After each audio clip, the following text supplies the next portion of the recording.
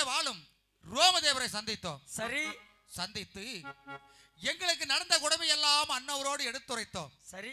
எடுத்துரைத்து விட்டு இழந்த நாட்டை பெற வேண்டும், நாட்டு மக்களை எல்லாம் காண வேண்டும், மீண்டும் எங்களுடைய தாய் தந்தை முகத்தை பார்க்க வேண்டும், இதற்கு என்ன வழி என்று கேட்டோம். அதற்கு அன்னவர் தெரிவித்தார், உங்களை என்னாலும் காக்கக்கூடிய மாயவர் அழைத்து அன்னவரிடம் கேட்டால் சரியான யோசனைகளை தெரிவிப்பார் என்று அன்னவர் தெரிவித்து விட்டார் தாயே. சரி. அதனால் தாங்களை வரவழைத்தோம் கண்ணா, தாங்களை வரவழைத்தோம். தர்மநந்தா, கலங்க வேண்டாம் தர்மநந்தா. மீண்டும் இந்த நாட்டை ஆள்வதாக இருந்தால் நீங்கள் ஐவரின் ஒருவன் அந்த இந்திரன் நீலவனம் பழங்கிப்பாறை செல்ல வேண்டும்.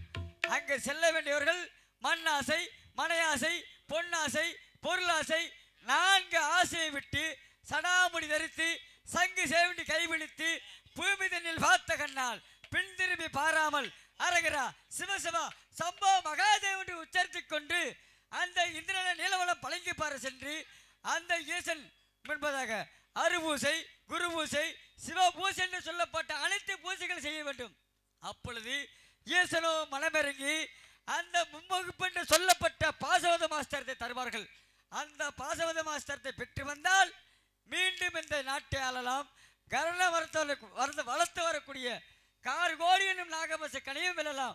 18 நாள் பாரதம் போரியும் வெல்லலாம். தர்மநந்தா, மீண்டும் இந்த நாட்டை ஆளலாம். கலங்க வேண்டாம் தர்மநந்தா, கலங்க வேண்டாம். அப்படியானால் அந்த நீலவனை பழங்கிப்பாறை சென்று 91 தவக்கன்மத்தை ஊன்றி அது மேலே ஏறி நின்று தவம் புரிந்து ஈசன் இடதுகரத்தால் இருக்கும் பாசுபத கணையை நான் பெற்று வருகிறேன். எனக்கு விடை கொடுங்கள் கண்ணா, சென்று வருகிறேன். தர்மநந்தா, நீயோ அந்த இந்திரனை நீலவனம் பழங்கிப்பாறை சென்று விடுவாய், ஈசனையும் பார்த்து விடுவாய். அந்த ஈசனும் மனமருகி பாசவத மாஸ்டரத்தை கொடுத்தால் தன்னுடைய எதிரியை குறுக்காக நின்று அந்த பாசவத மாஸ்டரத்தை தாங்களுக்கு தர்மமாக தாருங்கள் என்று கேட்டால் தர்மத்தில் சிறந்தவர்கள் ஆகையினால் அந்த பாசவத மாஸ்டரத்தை தர்மமாக வழங்கிவிட்டு வந்தீர்கள். அப்படியானால் தங்களால் முடியாது என்று இருக்கிறேன். தர்மநந்தா கண்ணா, என்ன தெரிவிக்கின்றீர்கள்? பாசுவதனை பெற்று வரும் பொழுது பழியில் வரும் பொழுது யாராவது தர்மம் என்று கேட்டால் உண்மைதான், அந்த கடையை தர்மமாக கொடுத்து விட்டு வந்து விடுவாய். உண்மைதான், உன்னால் முடியாது தர்மானம் தான் தெரிவிக்கிறாய். அப்படித்தான் உண்மைதான் தர்மநந்தா. ஆகட்டும் சாமி, ஆகட்டும். அப்படியானால் என்னுடைய தம்பி வீமன் இருக்கின்றான், அண்ணவன் அனுப்புகிறேன். கண்ணா, மாயவா, தாங்கள் விடை கொடுத்தால் நீலவன பழங்கிப்பாறை சென்று 91 கம்பத்தை நட்டி கடும் தவம் புரிந்து ஈஸ்வரர் இடதுகரத்தால் இருக்கும் பாஸ்வரகனை பெற்று வருகிறேன். எனக்கு விடை கொடுங்கள் கண்ணா, விடை கொடுங்கள். வீமா கண்ணா, நெல் நீயோ அந்த இந்திரனை நீலவனம் பழங்கிப்பாறை சென்று விடுவாய். இருந்தாலும் தன்னுடைய கோபத்தை சோதிப்பதற்காக என்ன தெரிவிக்கின்றாய்? அந்த ஈசனோ சற்று காலதாமதமானால் அந்த தெய்வலோக கோட்டையவே அடித்து சுக்குநூலாக உடைத்து விடுவாய். தாங்களால் முடியாது என்று இருக்கின்றேன். கண்ணா, என்ன தெரிவிக்கின்றீர்கள்? உண்மைதான். தாங்கள் தவம் செய்து கொண்டிருக்கும் பொழுது ஈஸ்வரர் காட்சி அளிப்பதற்கு காலதாமதம் ஆனாலும் கூட ஈஸ்வரன் என்று பாராமல் அன்னவர் மீது போர் தொடுத்து விடுவாய். நீயோ முன்கோபக்காரன், உன்னால் முடியாது என்று தெரிவிக்கின்றாய். அப்படி என்றால் யாரை அனுப்புவது, எப்படி அனுப்புவது என்று தாங்களும் என்னுடைய அண்ணரும் பேசிக் கொண்டிருங்கள். சரி, நான் பரணக சாலை சென்று வருகிறேன். ஆகட்டும், சென்று வருங்கள். கண்ணா, தர்மநந்தா, என்ன தெரிவிக்கிறீர்கள்? என்னுடைய தம்பி வீமன் முங்கோபம் படைத்தவன். உண்மைதான். சிவன் பாசுபத கணையை கொடுப்பதற்கு சிறிது நேரம் தாமதம் செய்து விட்டால் சிவனை அழைத்து விடுவான். அண்ணாவில் முடியாது என்று தெரிவிக்கின்றீர்கள். அப்படித்தானே? உண்மைதான் தர்மநந்தா. சரி, இருந்தால் மிரக்கட்டும். என்னுடைய தம்பி நகுலனை அனுப்புகிறேன், அன்னவன் சென்று வரட்டும். நகுலசேனனோ போகும் வழியில் ஏதாவது அசுபமாகப்பட்டதும் ஏந்தி கொண்டிருந்தால் இந்த அசுபத்தில் எப்படி சவாரி செய்வதுதான் சிந்தித்துக் கொண்டிருப்பான். ஆகையினால் அன்னவனால் முடியாது என்று தெரிவிக்கின்றேன். அண்ணா, என்னுடைய தம்பி நகுலனோ குதிரை ஏற்றத்திலே வல்லவன். செல்லும் வழியில் குதிரைகள் இருந்தால் அதை பார்த்து கொண்டிருப்பான். அன்னவனால் அந்த பாசுபத கணையை பெற முடியாது என்று தெரிவிக்கின்றீர்களா? என்னுடைய தம்பி சகாதேவன் இருக்கின்றான், அன்னவனை அனுப்புகிறேன். உன்னுடைய தம்பி சகாதேவனோ சாத்திரத்தை சொல்வதில் சாத்திரம் பார்ப்பதில் வல்லவன். மனமிறங்கி அந்த பாசுபத மாஸ்டரத்தை கொடுத்தாலும் அந்த கொடுக்கும் தருவாயில் இப்பொழுது நல்ல நேரமா கெட்ட நேரமா என்றுதான் சிந்தித்துக் கொண்டிருப்பான். ஆகையினால் அன்னவனால் முடியாது என்று இருக்கின்றேன். என்னுடைய தம்பியோ சாஸ்திரத்தில் வல்லவன். அதனால் பாசகதை கனை பெறுவதற்கு எப்பொழுது என்று நல்ல நேரம் எப்பொழுது வரும் என்று பார்த்து கொண்டிருப்பான். போன காரியங்களை மறந்து விடுவான் என்று தெரிவிக்கிறாய், அப்படித்தானே? அப்படியானால் எங்கு 4 பேர் எல்லாரும் அந்த பாசுபதங்களை பெற முடியாதானால் இந்த நாட்டிலே இந்த காட்டிலே நாங்கள் வாழ வேண்டியதானா? எங்கள் நாட்டுக்கு நாங்கள் செல்ல முடியாதா? தாய் தந்தை முகத்தை நாங்கள் பார்க்க முடியாதா? கண்ணா தர்மனந்தா, கண்ணா, நீங்கள் 4 பேர் தான் பிறந்தீர்களா? இல்லை. ஏன் ஒருவனை மட்டும் சொல்லவில்லை? அதாவது உன்னுடைய பீமனுக்கு பின் பிறந்த நகுல சேனனுக்கு முன் பிறந்த அர்ஜுனனை மட்டும் ஏன் சொல்லவில்லை? கண்ணா, என்னுடைய தம்பி அர்ஜுனன் இருக்கின்றான். இருந்தால் கூட அண்ணவனோ பெண்ணாசை பிடித்தவன், பேடி மனம் கொண்டவன். ஓரளவுக்கு சேலை அணைந்திருந்தாலும் உற்று நோக்கி பார்க்கக்கூடியவன். ஆற்று மணலை கூட எண்ணி விடலாம், அண்ணவனுடைய தாரத்தை எண்ண முடியாது. அப்பேற்பட்டவன் எப்பொழுது அங்கு செல்வது? ஈஸ்வரனை பாசுவதை பெறுவது, நாங்கள் எதிரியை வெல்வது, அந்த நாட்டை எப்பொழுது நாங்கள் ஆள்வது? கண்ணா, எப்பொழுது ஆள்வது? தர்மனந்தா, கண்ணா, உன்னுடைய தம்பி பெண்ணாசை உடையவன் தான், இல்லை என்று மறுக்கவில்லை. இருந்தாலும் தெய்வபக்தியில் சிறந்தவன் உன்னுடைய தம்பி அர்ஜுனன். அது மட்டுமல்லாமல் அந்த தெய்வரந்தனுக்கு தத்து மகனாக பிறந்தவன் உன்னுடைய தம்பி அர்ஜுனன். அது மட்டுமல்லாமல் தோளிலே துளசி மாலை, தொப்புளிலே அமர்ந்த கலசம், மார்பில் மச்சரகை, மின்னிறகை பின்னிறகை, பாதமெல்லாம் செந்தாமரை படைத்தவன் உன்னுடைய தம்பி அர்ஜுனன்.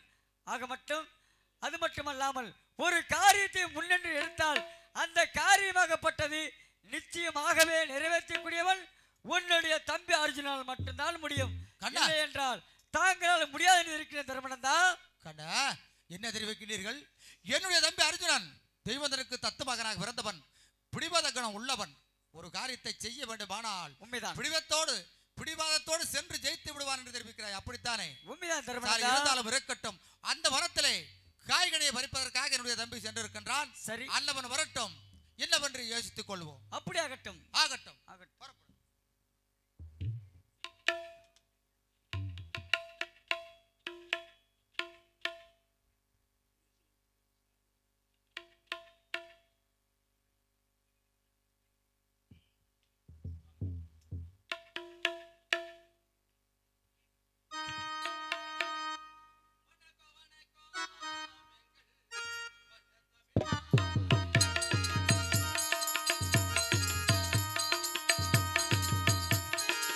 வணக்கம் வணக்கம் எங்கள் வண்ண தமிழ் நாடு.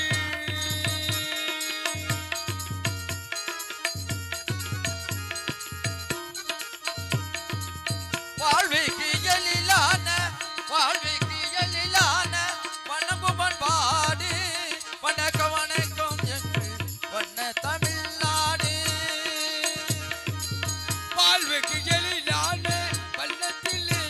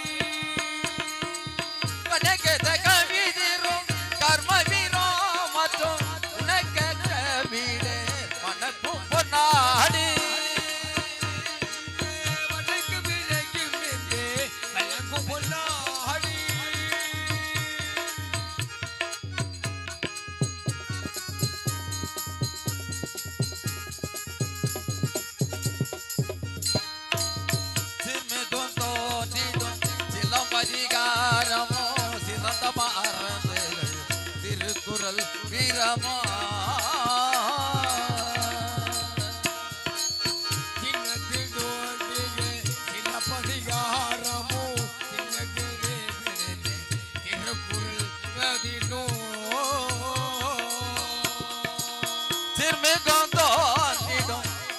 அதிகாரமோ சிறந்த மாறுதல் திருக்குறள் வீரமோ யாருள் அருள் தரும் ஔவையா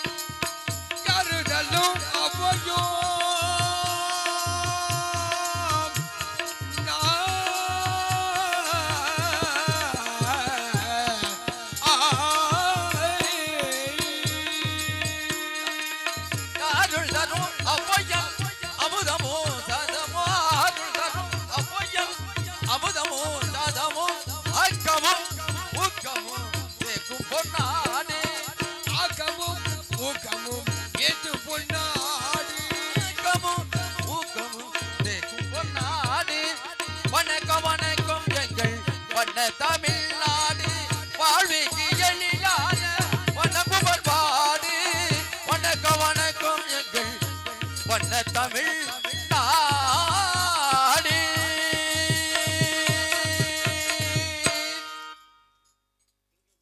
பெரும்புகட்ட பெரியோர்களே, வருங்கால வாலிபர்களே, மண்ணை பொன்னாக்கும் மாபெரும் விவசாய பெருங்குடி மக்களே, அத்தனை பேர்களுக்கும் பஞ்சம் ஆண்டலுடன் பிறந்த காண்டிவன் அர்ஜுனன் பணிவான வணக்கத்தை தெளிவாக சமர்ப்பிக்கின்றேன். வணக்கம் வணக்கம் வந்தனம்.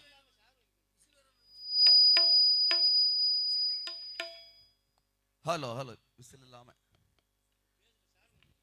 Hello hello hello. தீர்த்தங்கட்டும் தேவர் மலை தேவரெல்லாம் யாழுமலை புளியம்பெட்டி சோலையில கத்த வேலையா பூசை முகமாகிதையா முருக வேலையாரோ.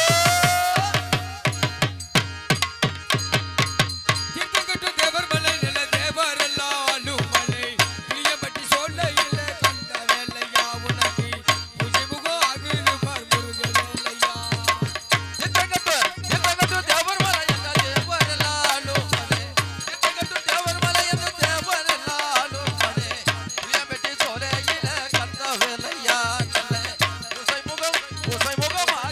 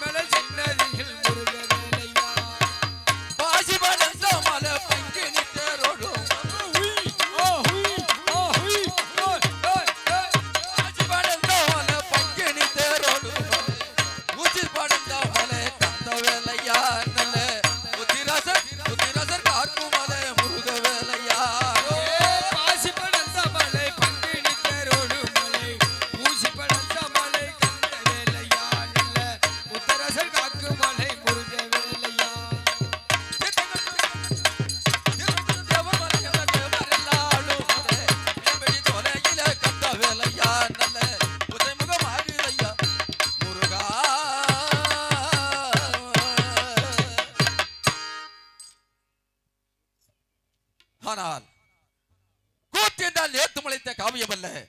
தில்லை நடராஜன் தெரு தெருவாக அதோ அதோ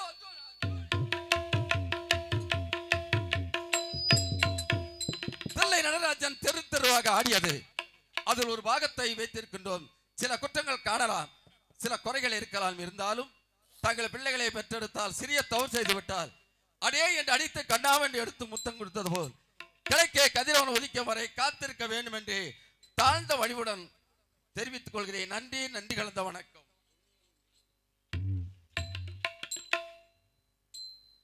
ஹலோ ஹலோ. ஆனால் அச்சவரத்தில் காட்டு மன்னனுக்கு குந்தி தேவிக்கு நாங்கள் தருவர் வீமன் துலக்கமாரியை சேர்ந்த அருமை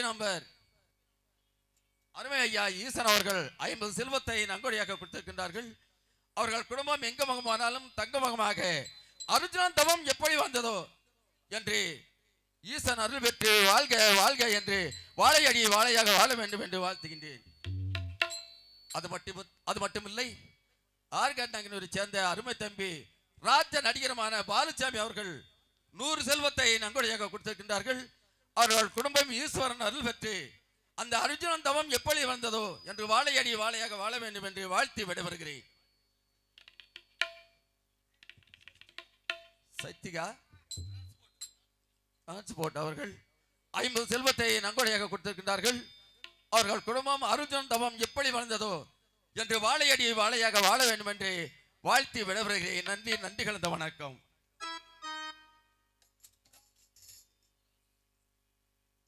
துலக்குமாரியை சேர்ந்த ஆறுமுகம் அவர்கள் 50 செல்வத்தை நன்கொடையாக கொடுத்திருக்கின்றார்கள். அவர்கள் செய்யும் தொழில் எதுவாக இருந்தாலும் அந்த ஈஸ்வரன் அருள் பெற்று அர்ஜுனன் தவம் இப்படி வளர்ந்ததோ என்று வாழையடி வாழையாக வாழ வேண்டும் என்று வாழ்த்துகின்றேன்.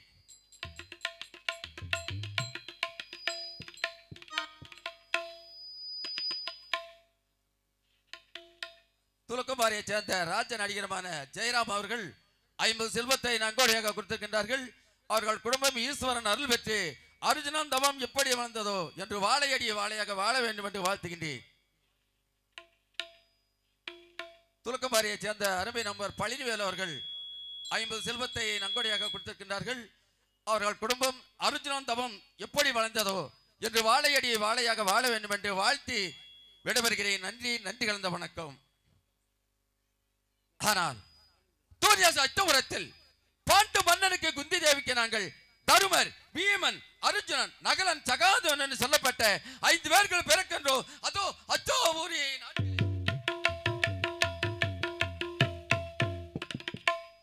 என்று அச்சோபுரி நாட்டிலே பிறந்து சின்ன சிறுவராக வாழ்ந்து கொண்டிருக்கின்ற வேளையில் எங்கள் பெரிய தந்த மகன் துரியோதனன் பாண்டவர்களை எப்படியாவது நாடு கடத்த வேண்டும் என்று கெட்ட எண்ணத்தை வைத்திருக்கின்றான். அந்த துரியோதனன்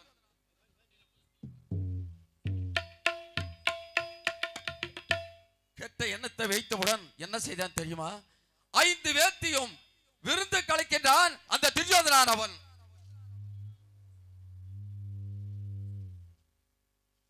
அப்பொழுது நாங்கள் ஐவரும் துரிதமாக விருந்துக்கு சென்றோம். சென்றவுடனே விருந்து சாப்பிட்ட உடனே தருமா சற்று பொழுதுபோக்காக அதோ அந்த பளிங்கு மாமண்டகம் சென்று சற்று பகடு விளையாடுவோம் என்று தெரிவித்தான் அந்த துரியோதனன். ஆனால் அப்பொழுது துரிதமாக சென்று பளிங்கு மாமண்டகம் சென்று ஐவரும் பகடை ஆடிக்கொண்டிருக்கின்ற நேரத்தில் நாங்கள் ஐவரும் தோல்வி அடைந்தோம். அந்த துரியோதனன் வெற்றடைந்தான். அது மட்டுமில்லை, எங்கள் கைகளில் வைத்திருக்கும் பொருள்களை அத்தனையோ பணையமாக வைத்து பகடை ஆடிவிட்டோம். வேறு எந்த விதமான வழி இல்லை அப்பொழுது. ஆனால் அந்த துரியோதனன் என்ன செய்தான் தெரியுமா? அவன் தந்த சிம்மாசனத்தை விட்டு எழுந்த உடனே கைகட்டு நகழ்கிறான். நயவஞ்சகன், துரோகி. அப்பொழுது திடீரென்று எழுந்த கோபத்தாருடைய காட்டுவத்தால் அந்த துரியோதனனை கொல்ல துணிந்தேன். அப்போது அண்ணன் தருமர், அர்ஜுனா, பொறுத்தவன் பூம்பி ஆழ்வான், பொங்கியவன் காடு ஆழ்வான், ஏன் இந்த நேரத்தில் இந்த கோபத்தோடு என்று தடுத்து விட்டார் அண்ணர். அந்த துரியோதனன் சொல்கிறார், தருமா, நீயோ பகடையாட்டத்தில் தோல்வி அடைந்த காரணத்தால் ஐவரும் என்ன செய்ய வேண்டும் தெரியுமா? 14 வருடம் வனவாசம் செல்ல வேண்டும்.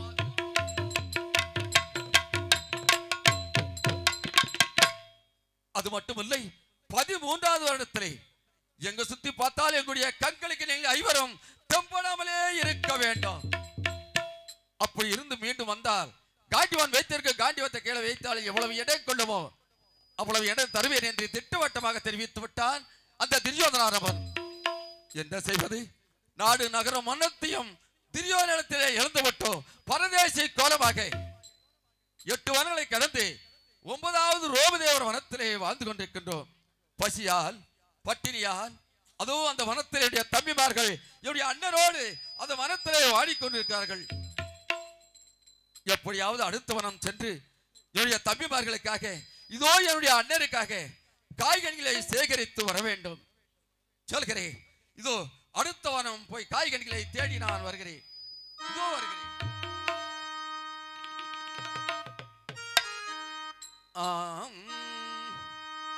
காய்கனிக தேடியதா நான் தான் தாண்டிவனா போய் வருவேன்.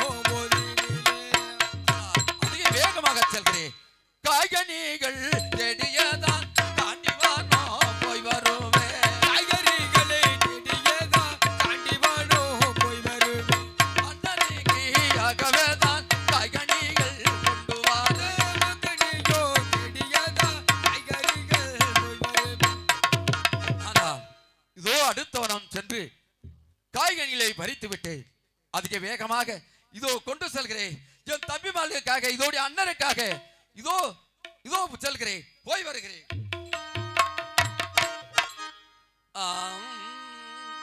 காய்கனிக தான் பறித்து நான் தான் தாண்டி வரோ போய் வருவேன். காய்கறிகள் தான் பறித்து நான் தான் தாண்டி வரோ போய் வருவேன்.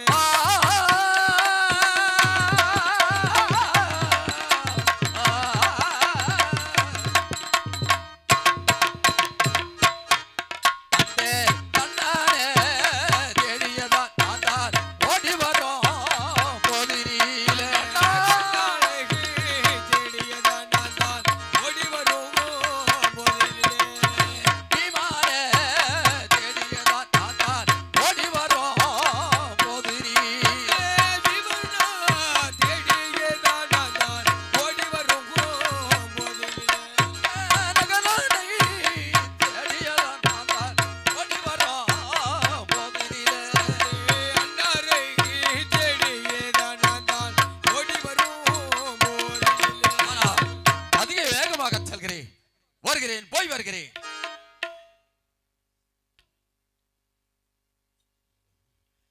உள்ளூரை சேர்ந்த சின்னமுத்தன் அவர்கள், மூர்த்தி அவர்கள் இருவரும் 50 ரூபாய் நன்கொடையாக கொடுத்திருக்கின்றார்கள். அவர்கள் குடும்பம் எங்கு முகமானாலும் தங்க முகமாக அர்ஜுனன் தவம் எப்படி வளர்ந்ததோ வாழையடி வாழையாக வாழ வேண்டும் என்று வாழ்த்தி விடைபெறுகிறேன். நன்றி, நன்றி கலந்த வணக்கம்.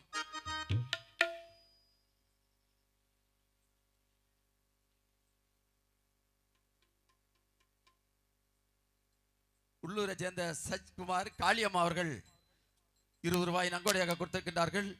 அவர்கள் குடும்பம் அர்ஜுனன் தவம் எப்படி வளர்ந்ததோ என்று வாழையடி வாழையாக வாழ வேண்டும் என்று வாழ்த்தி விடைபெறுகிறேன். நன்றி, நன்றி கலந்த வணக்கம். ஆனால் இதோ காய்கனிகளை பறித்து விட்டேன். என்னுடைய அண்ணர் இருக்கும் வனத்துக்கரையில் வந்து விட்டேன். செல்கிறேன், இதோ சென்று வருகிறேன். காய்கனிகள் ஒன்றுமேதான் ஓடி வாரேன் அர்ஜுனன்.